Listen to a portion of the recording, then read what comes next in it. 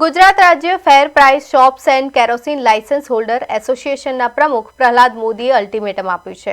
તેમણે જણાવ્યું કે રાજ્યના રેશન સંચાલકોને પડી રહેલી મુશ્કેલીઓ અને પડતર માંગણીઓનો ઉકેલ જો આગામી ચૂંટણી પહેલા નહીં આવે તો તેઓ ચૂંટણી બહિષ્કાર સાથે અસહકારના આંદોલનની જાહેરાત કરશે।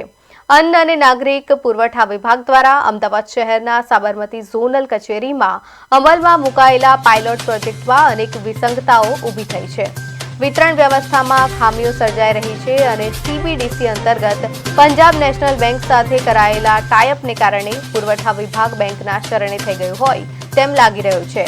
આ મુદ્દે રેશન સંચાલકોમાં ભારે અસંતોષ જોવા મળી રહ્યો છે અને તેઓએ સ્પષ્ટ કર્યું છે કે જો તાત્કાલિક ઉકેલ નહીં આવે તો ચૂંટણી દરમિયાન અસહકાર આંદોલન હાથ ધરાશે।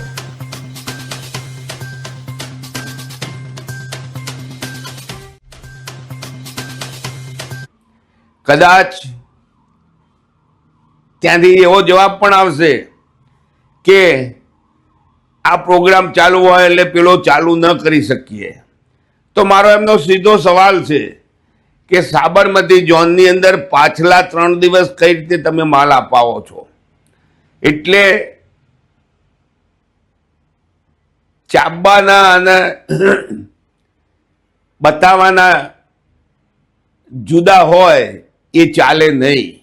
એટલે આ દલીલ સાથે અમે સંમત થતા નથી અને જો આ પ્રશ્નનો ઉકેલ નહીં આવે તો આગામી ચૂંટણી પહેલા ગુજરાતના વ્યાજબી ભાવના દુકાનદારો અસહકારનું આંદોલન છેડશે, એની નોંધ લેવી।